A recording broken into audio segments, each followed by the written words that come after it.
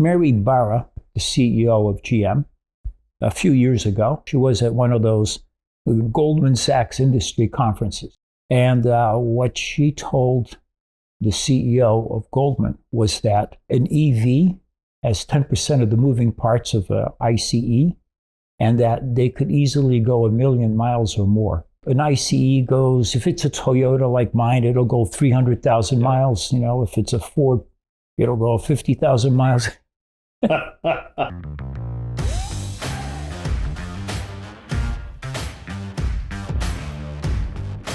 afternoon. Welcome to Northpoint of View. Good to see you, Walter. It's been a while. Yeah, way too long. Yeah. How you been? Oh man, I've been all over the place, working on all kinds of things. Same here. Yeah. Same here. Let's jump into EV.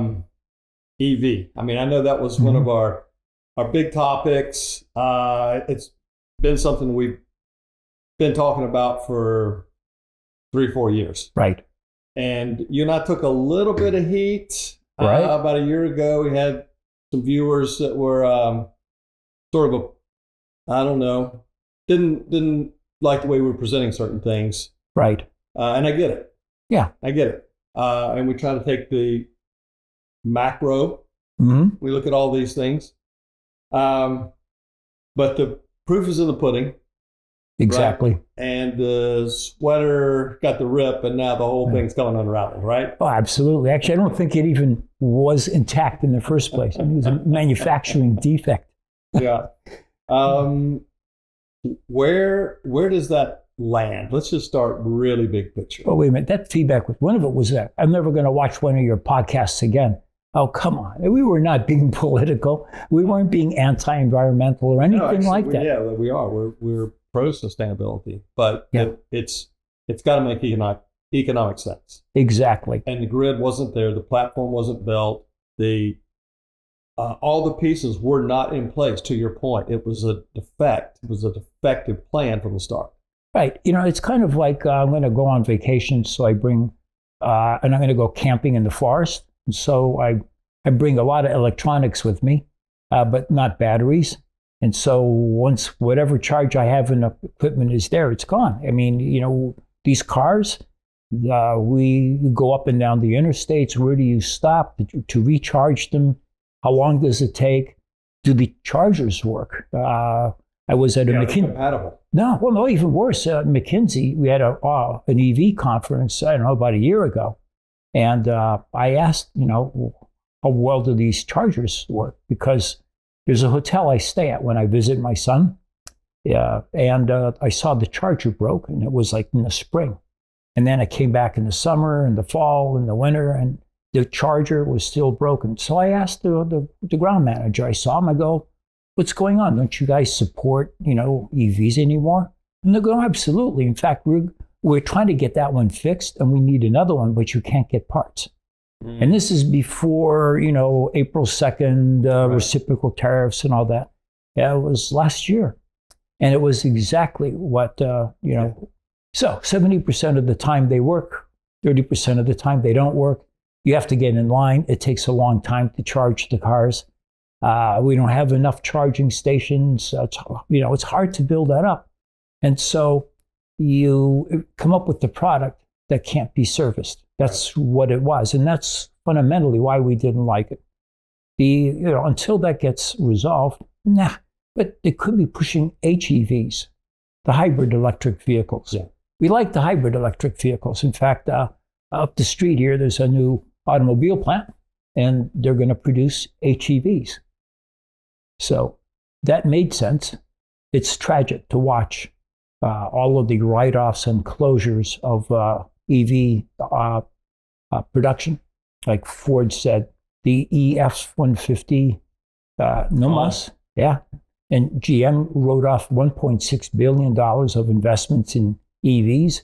And they said they were going to write off more. They just didn't know how much more yet. But it stands to reason it'll be north of $2 billion. So a lot of money went in and basically went down the drain. I know we've got a colleague of ours, Jim, that has talked in the past about the consolidation of the automotive companies. going from sort of 35 mainline companies down to, less than a dozen. Does that help or hurt? Oh, I think the way it is. No, it'll help. It will help. But you got to put that in context. Consolidation in the auto industry has been ongoing since the 20s. You look at General Motors, they were Cadillac and, Lincoln. Exactly. So all those brands got bought up that way because the U.S. auto industry had lots and lots of manufacturers after Henry Ford got things kicked off. And then there were too many. There wasn't enough oxygen. So they consolidated. Europe has a lot of brands that consolidated, like Volkswagen bought Seat, and from Spain. The cars, the brands of cars made in Eastern Europe, I don't think those got bought up. I'm not sure. Like the Yugo and stuff like that. Yeah, let that one go. Exactly. It was too hopeless. Hang on a second. Yeah. Oh my gosh! Did you ever get in one of those? Once. Oh my gosh! You're so claustrophobic. Anyways, we could go through a top 10 or a bottom 10 list, right? The Pacer. Do you remember the Thing? Oh my gosh! Volkswagen. Yes. Oops. Oh man. Well, my very first car, was a Ford Pinto. All right. Yeah. It was 2 years old. I bought it in '76. It was a '74 model. Ever catch on fire? No, but it was like a few days later, the news hits. Oh, the gas tank's too close to the rear bumper, and this thing is a firebomb hazard. And so I really learned to look a lot in my rear view mirror. Sure. So context, I didn't think this is where this conversation was going, but it could be worse, right? Yes, exactly. Oh, man. Well, the auto industry, you see, some of the economics of the auto industry are tough. Yeah. A new platform for like a new set of cars is $1 billion investment. Right. Years and hundreds of millions of dollars. Exactly. And it doesn't really matter if it's a high-end luxury car or your basic, podunk car. Right. So the problem is if you're designing it to be an economic car, then you have to plan on selling millions and millions in order to recoup the investment. With luxury cars, it's a little easier. So automobile makers face difficulties. They started betting too heavily on the more economical cars, and the sales weren't there because everybody started shifting to SUVs. We all like an SUV, but they found a way to make a more fuel-efficient SUV, so it hasn't really been that bad. But shifting to the HEVs and then maybe someday really to the EVs is going to be massive investment. Yeah, and I know we've talked hydrogen a little bit. There's more that's coming out about hydrogen. Yeah. And the Hyundai Meta plant, they continue to sort of talk about, their hydrogen initiatives. So stay tuned, right? Well, yeah, but Toyota has for 20 years said we really shouldn't be going electric. We should be going hydrogen. They've got models that work. The only thing is why don't they make lots of them? Well, where do you go fill a hydrogen-fueled car? And so he pointed out that it's very easy to fix the infrastructure to include hydrogen. We've got diesel and gasoline in stations in Brazil. You also get CNG in the same fueling station. You just add a hydrogen tank and off, Bob's your uncle, So. And I don't know what the percentage is, but I know that there are hydrogen trucks. Yes. On the roads in Europe. Right? Yes, they are. Yeah. A lot more common. Right. So. Well, dual fuel is normal in almost the whole world. The problem is, why not the U.S.? Well, here's the reason. We have tons of oil. Yes. Or tons. I mean, we may be the largest, oil reserve in the planet. Yes. The fracking makes a big difference. And so when you have that much oil and we don't tax the hell out of it like they do in Europe, cars are, ICEs, internal combustion engine cars, oh my gosh, they're just extremely efficient. But in other parts of the world where there's a lot of volatility, uncertainty of supply, you'll find that they'll get a dual fuel car. So, the driver can switch in case, he can't find the other fuel that he's running out of, or she.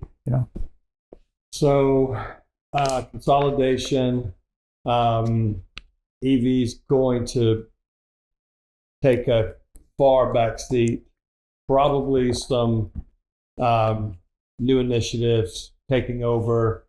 You're going to see some plants that are either close or retrofit into the hybrid production or even hydrogen. So here's something interesting on that. Mary Barra, the CEO of GM, a few years ago, say about, 5-6 years ago, she was at one of those Goldman Sachs industry conferences. Every Wall Street bank has industries come in, and the CEOs talk, and yada, yada. And what she told the CEO of Goldman was that an EV has 10% of the moving parts of an ICE, and that they could easily go 1 million miles or more. So, an ICE goes, if it's a Toyota like mine, it'll go 300,000 miles. If it's a Ford, it'll go 50,000 miles. I'm still pissed off about that Pinto. Okay, I shouldn't have brought it up. Oh man, but and I'm with you on both of those. We've had two Toyotas that were well into the 200s. Yeah, it just so what he didn't ask her, but he should have. Is will people want to keep their cars for 1 million miles? Some people will. My car is 22 years old. Walter will. Yes, I will. But mine's special circumstance. With my wife's bad back, she can still get in and out of that car. The seats are perfect. Yeah. And so she said, if you ever sell it, I will kill you. Yeah. So you have to plan for fleet replacement, what things are going to be like in the future, and we really do need an alternative plan for the world on how do we get away from fuels that are not helping the environment. But you can't do haphazard stuff. You can't do an Inflation Reduction Act and start building EV plants because the market wasn't there. When I worked on the Georgia DOT Transportation Investment Plan, the long one out to 2050, we had to think long and hard about EVs. Yeah. It's very complicated. Like in an apartment complex, somebody has to provide places where you're going to plug the car in. And then how do you charge those people for that, as opposed to the ICE guys who don't cause a cost to the apartment complex? How do you share these things? Well, that's part of the reason that was part of the inherent flaw, right? Yeah. Is how does that cost get pushed out through the system? Exactly. And because nobody could figure that out, they didn't invest in it. And then basically the market crumbled. Yeah, actually, what system? Yeah. There was no system. It was like, let's just make electric cars. But eventually we will have level 5, in autonomous vehicles, they talk about L1, L2, 3, 4, 5. So we do have L3s out there. Some Japanese brands, they pretty much only sell them in Japan, but they work really well. I was in LA a couple months ago. There are surprisingly large number of autonomous vehicles on the road out there. Yeah. And, it's a little dangerous, though. But the problem with that technology, again, it's kind of premature. We need the road infrastructure that these cars drive on. I mean, we're acting like these cars are going to be able to drive off into the desert someplace where you can go camping and, it's going to replicate the way a human drives. And it's, we're not there yet. No, we're not there. That's like 2% of the use of vehicles. What you need are things on the streets, on the roads, kind of like when you get a modern car these days, you can turn the radar on and it can read the stripes on the side of the, marking the lanes, and it keeps you in the lane. I've tried out a few times taking my hands off the steering wheel, doing a curve in 95, and the car does it, but eventually it starts beeping and put your hands back on the wheel. Walter, pay attention. Yeah, exactly. Well, that gave me a thought of our next talk. We do need to dive into AI. Yes. But good to be with you. Good to see you again, Walter. Absolutely. Let's do this again real soon. All right, we'll do it. All right. Thanks, guys. Take care.